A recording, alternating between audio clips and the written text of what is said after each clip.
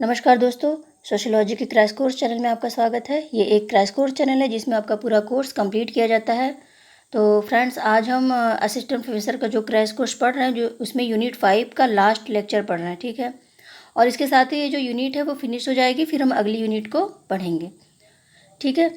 फिर देखिए, नगर के जो हमने सिद्धांत पढ़े थे उसमें कुछ सिद्धांत ऐसे थे जो बहुत ही कम किताबों में मिलते हैं, तो उसको मैंने ढूंढा है। तो इस सिद्धांत के आप केवल प्रतिपादक का नाम याद रखिएगा कि ये सिद्धांत जो है किसने दिया है, ठीक है। तो इसमें देखिए, अतिरिक्त उत्पादन का सिद्धांत ये जो है किंगस्ले डेविस ने दिया है। और उन्होंने कहा कि जब किसी स्थान पर अत्यधिक उत्पादन, यानी जितना उत्पादन होना चाहिए उससे ज़्यादा होने लगता है, तो धीरे धीरे और शीघ्र ही वो जो स्थान होता है वो नगर में परिवर्तित हो जाता है, ठीक है। तो ये चीज़ें हैं कि जहाँ पे उत्पादन आवश्यकता से अधिक हो, चाहे वहाँ पे कुटीर उद्योग बहुत ज़्यादा मात्रा में उत्पादन करने लगे या फिर अन्य प्रकार का उत्पादन बहुत ज़्यादा हो, तो क्या होता है कि वो शीघ्र ही नगर बन जाता है। ये किंगस्ले डेविस का कथन है। इसको कथन के रूप में भी पूछा जा सकता है कि किसने कहा है कि जहाँ पे अत्यधिक उत्पादन हो वह स्थान शीघ्र ही नगर बन जाता है, ठीक है। तो ऐसा आप नहीं कह सकते कि कहीं पे भी कोटेशन लिखा हुआ हमने नहीं देखा, इसलिए हम नहीं लगाएंगे, ठीक है। तो ये चीज़ होता है कि इसको कोटेशन वो बना सकते हैं, और इनका जो सिद्धांत है उसको आप याद रखिए। फिर देखिए, सैनिक आधिपत्य का सिद्धांत, ये जो सिद्धांत है वो मार्गरेट मूर ने दिया है, ठीक है। आपने मूर का जो सिद्धांत है वो पढ़ा ही होगा स्तरीकरण में, ठीक है। ये वही मूर है। और इसके इन्होंने कहा है कि इस सिद्धांत में नगरों का जो मानक होता है, यानी सैनिक आधिपत्य किस नगर में है, कहाँ पे ज़्यादा है, कहाँ पे कम है, तो जहाँ पे सैनिक आधिपत्य ज़्यादा होगा वो नगर होगा, और जहाँ पे कम होगा वो नगर नहीं होगा, ठीक है। तो ये चीज़ उन्होंने बताई है। फिर देखिए, आदिम गांव सिद्धांत, ये जो है क्विनिन और थॉमस ने दिया है। और इस सिद्धांत में उन्होंने कहा कि जो नगर होते हैं सबसे पहले वो गांव होते हैं, ठीक है। गांव से होता है कि फिर और ज़्यादा विकसित गांव बनते हैं, फिर वो समृद्ध गांव बनते हैं, ठीक है। और फिर धीरे धीरे उनके अंदर नगरीकरण की चीज़ें आते आते वो धीरे धीरे शहर में परिवर्तित हो जाते हैं, ठीक है। तो जो भी नगर थे, नगर पहले क्या थे, आदिम गांव, ठीक है, यानी गांव से भी निम्न थे वो आदिम गांव थे। और धीरे धीरे सभ्यता के विकास के स्तर को पार करते हुए वो नगर तक पहुँचे हैं, ठीक है।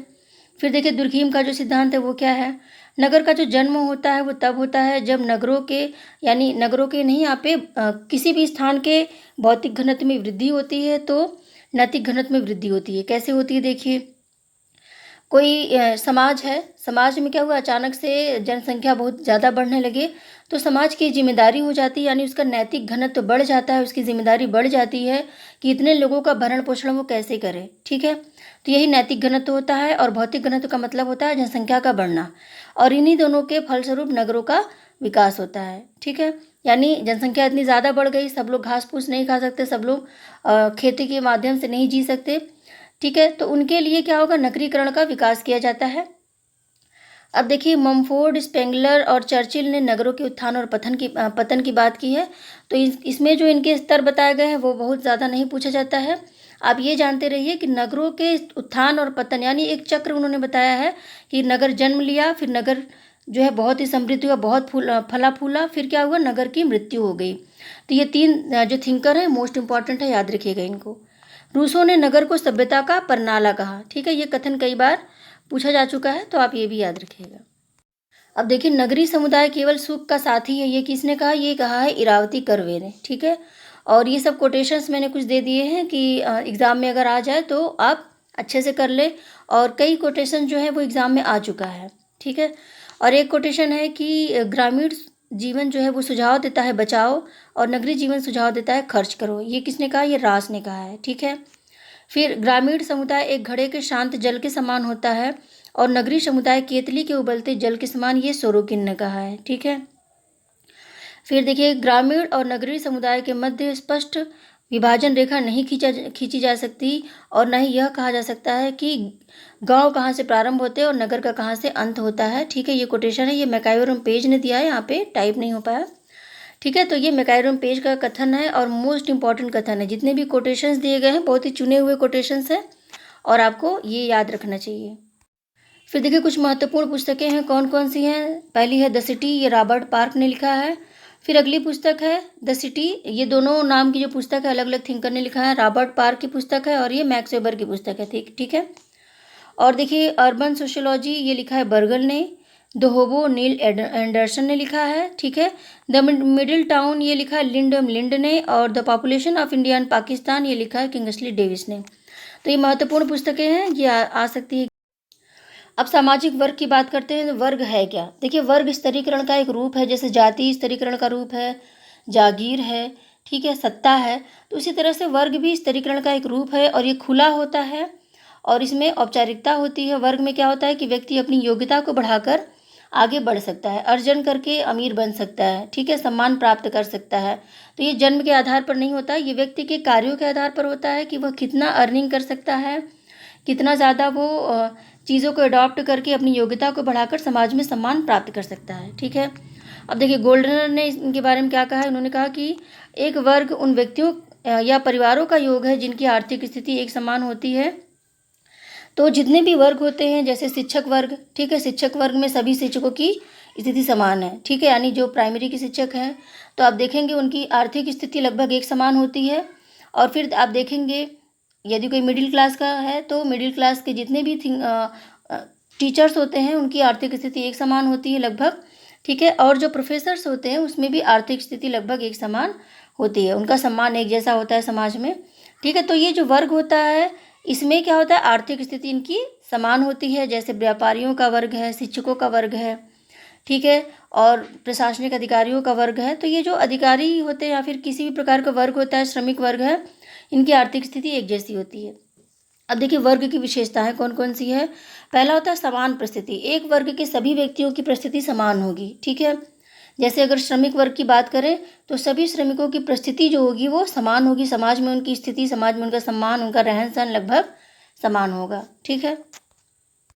फिर देखिए, इसमें ऊंच नीच की भावना होती है, वर्ग चेतना होती है। ऊंच नीच की भावना में देखिए क्या है कि जैसे मान लीजिए सत्ता के आधार पर वर्ग की बात करें तो एक गांव का जो प्रधान होता है उसके पास भी सत्ता है, ठीक है, और एक जो देश का प्रधानमंत्री होता है उसके पास भी सत्ता है, ठीक है। तो इसी तरह से सत्ता दोनों के पास है, लेकिन ऊंच नीच की भावना है, ठीक है। ग्राम प्रधान जो होगा उससे ऊपर जो होगा ब्लॉक का जो प्रमुख होगा वो होगा, फिर उससे ऊपर जो होगा वो जिले का प्रमुख होगा, फिर उससे ऊपर स्टेट का, ठीक है। इन सब सारे स्टेट्स जो होते हैं वो प्रधानमंत्री के नीचे होंगे, ठीक है, जो मुख्य सरकार होगी। तो ये सब चीज़ें होती हैं कि जो वर्ग होता है उसमें ऊंच नीच की भावना होती है। उसी तरह से छोटे व्यापारी जो हो गए वो और बड़े व्यापारी, ठीक है, इन दोनों में क्या हो गया, बहुत बड़ा अंतर हो गया। जैसे व्यापारी जो है वो अंबानी भी हैं और व्यापारी जो होते हैं छोटे दुकानदार भी होते हैं, फिर दोनों में कितना अंतर है, ठीक है। अब देखिए, जन्म का महत्व तो नहीं होता, इसमें अर्जन का महत्व होता है, इसमें व्यक्ति की योग्यता का महत्व होता है कि व्यक्ति अपनी योग्यता को बढ़ाकर कितना ज़्यादा कार्य कर ले रहा है, कितना ज़्यादा अर्निंग कर ले रहा है, समाज में कितना ज़्यादा अपना सम्मान बढ़वा ले रहा है, ठीक है। तो ये सब चीज़ें होती हैं। अर्जित परिस्थिति होती है, इसकी जो परिस्थिति है वो पूरी तरह से अर्जित होती है, जन्म के समय की परिस्थिति इसमें मान्य नहीं होती, ठीक है। आप ब्राह्मण है कि आप शूद्र हैं इससे मतलब नहीं है कि आपने कितनी अर्निंग की है, आपने कितना अर्जन किया है, ज्ञान अर्जन किया है, कितना आपने सोसाइटी में नाम कमाया है, ये इंपॉर्टेंट है, आपके कार्य कैसे हैं, ठीक है। तो वर्ग ये होता है। फिर देखिए, गतिशीलता, वर्ग में गतिशीलता होती है, यानी निम्न वर्ग का व्यक्ति यदि अपने निम्न वर्ग में होने के कारण को समाप्त कर दे, जैसे कोई व्यक्ति है जिसके अंदर योग्यता नहीं है इसलिए वो निम्न वर्ग में है, ठीक है, तो अगर वो अपनी योग्यता को बढ़ाकर ऊंचे वर्ग में सम्मिलित हो जाए, जैसे मान लीजिए कोई गरीब का बेटा है और वो अत्यंत निम्न स्थिति में है और वो यूपीएससी की तैयारी करके यदि अधिकारी बन जाता है तो क्या होगा, वो उच्च वर्ग में सम्मिलित हो जाएगा, उच्च वर्ग के लोग उसका सम्मान भी करेंगे, ठीक है। तो ये गतिशीलता होती है कि कोई भी व्यक्ति अपने वर्ग से दूसरे वर्ग में जा सकता है और ये आपके लिए एक मोटिवेशन भी है, ठीक है। जीवन अवसर, वर्ग के लोगों को जीवन अवसर मिलता है, जीवन में अपनी स्थिति को और ज़्यादा सुधारने का अवसर मिलता है, ठीक है। देखिए, वर्ग के बारे में व्यवस्थित कार्य जो है वो कार्ल मार्क्स ने किया था, ठीक है। वर्ग के बारे में बोला तो बहुत लोगों ने है, लेकिन कार्ल मार्क्स का जो वर्ग का सिद्धांत है ये मोस्ट इम्पॉर्टेंट है, ठीक है। द्वंदात्मक भौतिकवाद की बात जो उन्होंने की थी कि इतिहास के प्रत्येक चरण में दो ही वर्ग होते हैं। इसकी बात मैंने कार्ल मार्क्स के चैप्टर में बहुत ही अच्छे समझाया है, तो यहाँ पे समझाने से टाइम वेस्ट होगा, इसलिए मैं आपको वो वीडियो सेंड कर दूंगी, ठीक है। तो जो भी वीडियो जिस चैप्टर, मान लीजिए कोई यूनिट चल रही है उसके साथ अगर कोई और वीडियो सेंड किया जाता है तो इसका मतलब उससे कोरिलेट है, और जिस पे वीडियो बन चुका है तो उस पर वीडियो बनाना फिर वेस्ट ऑफ टाइम होगा क्योंकि आपको और भी चीज़ें देनी है, ठीक है। फिर देखिए, अरस्तु ने वर्ग की चर्चा की थी। अगर बहुत पहले की बात की जाए कि सबसे पहले वर्ग की बात किसने की थी, ठीक है, तो इसमें अरस्तु जैसे थिंकर्स आ जाएंगे। ठीक है, तो उसमें उच्च, मध्यम और निम्न उन्होंने 3 प्रकार के वर्ग बताए थे कि एक था बहुत ही उच्च वर्ग, जिससे कोई नहीं मिल पाता, जैसे राजा होते थे या फिर चर्च के पादरी होते थे। ठीक है, तो ये लोग होते थे, ये सब समाज से दूरी बनाकर रखते थे, इनसे कोई कोई मिल पाता था। एक होता था मध्यम वर्ग, जो राजा से भी संपर्क रखता था। ठीक है, और निम्न वर्ग से भी संपर्क रखता था, यानी ये दोनों की मध्यस्थता करता था, और इनकी जो आर्थिक स्थिति थी वो बीच की होती थी। और निम्न वर्ग जो होता था वो श्रम पर आधारित था, और वो कार्य करता था और अपनी जो रोज की दिनचर्या की जो चीज़ें हैं उसको वो पूरा करता था। ठीक है, तो इनके पास पैसे नहीं होते थे, ये बस किसी तरह से डेली वेजेस पे ये कार्य करते थे और उसी के आधार पर इनका जीवन चलता था। फिर देखिए, कार्ल मार्क्स के अनुसार उत्पादन प्रक्रिया से जुड़े लोग जो है वो वर्ग में आते हैं, जिसमें बुर्जुआ और श्रमिक वर्ग। ठीक है, यानी उत्पादन प्रक्रिया में हम कौन सा कार्य कर रहे हैं।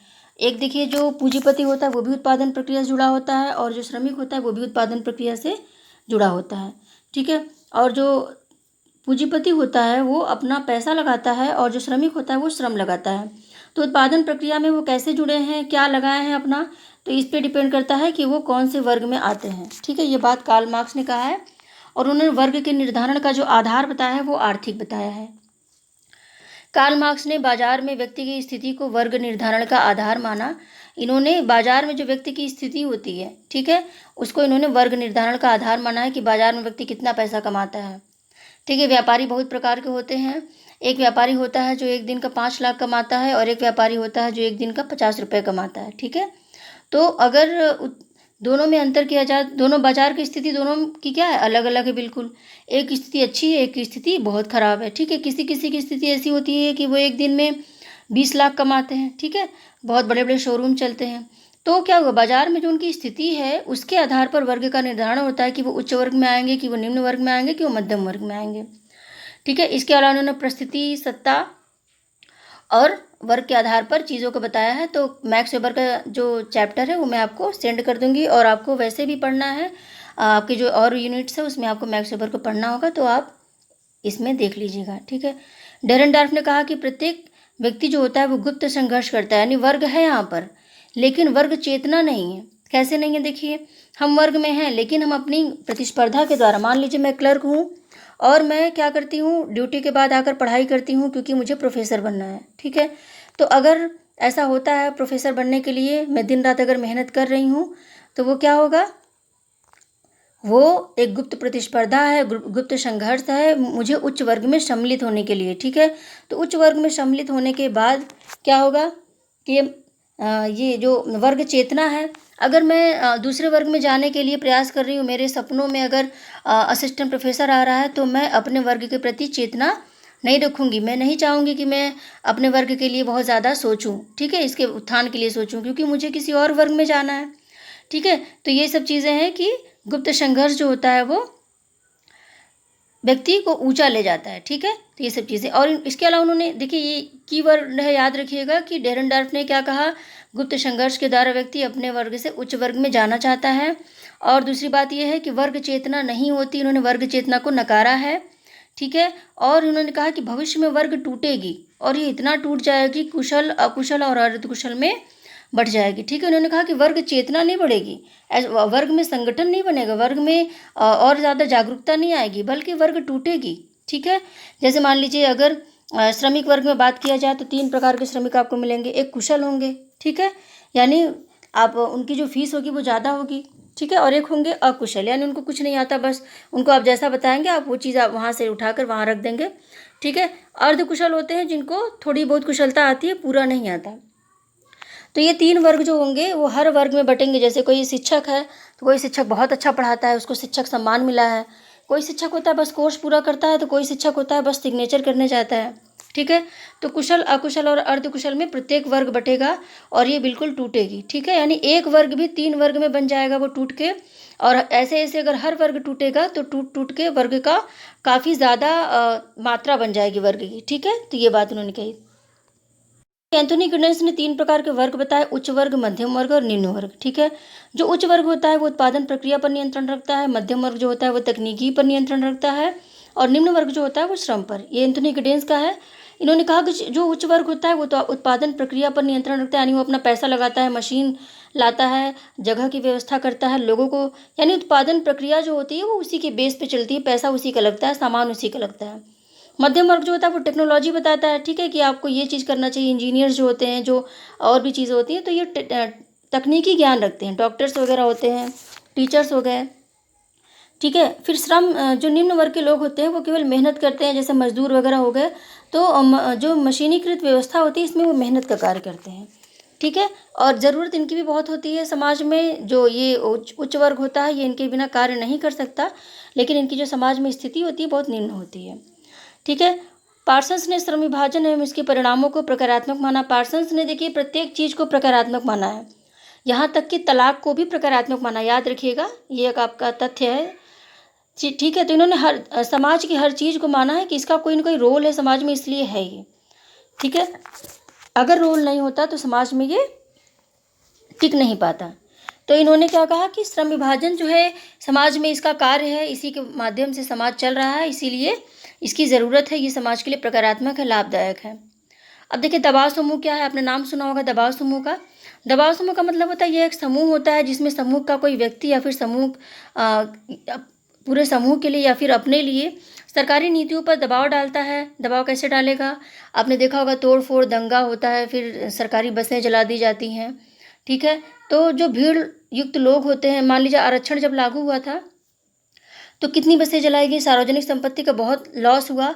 और इस तरह से सरकार के नियमों के विरुद्ध जब जनता भड़क जाती है तो वो इस तरह से कार्य करती है, तो वो दबाव समूह के रूप में कार्य करती है, ठीक है। तो कोई दबाव समूह हो गया, मान लीजिए शिक्षकों को वेतन नहीं मिल रहा है, तो वो क्या करेंगे, वो धरना प्रदर्शन करेंगे। और जैसे ही सरकार ने उनके प्रति जो कड़ा रुख अपनाया तो उन्होंने क्या किया, तोड़ फोड़ शुरू कर दी, पूरा दंगा शुरू कर दिया, यहाँ पर बसें उन्होंने जला दी, ठीक है, ट्रेन रोक दिए, फिर तमाम प्रकार की चीज़ें, सार्वजनिक संपत्ति का विनाश किया, ठीक है। तो ये दबाव समूह, जब समूह अपनी उद्देश्य की पूर्ति के लिए दबाव बनाना शुरू कर दे तो वो दबाव मूलक समूह होता है, ठीक है।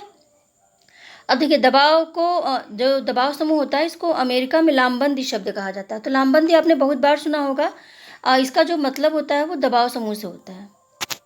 और दबाव समूह के हित समूह भी कहते हैं, अभी हम उसमें अंतर देख लेते हैं दोनों। हित समूह का मतलब होता है कि अपने उद्देश्यों की पूर्ति के लिए सरकार से समर्थन प्राप्त करते हैं, वो रिक्वेस्ट करते हैं कि हमारे इस बात को मान लीजिए प्लीज़, ठीक है। तो ये हित समूह हो गया।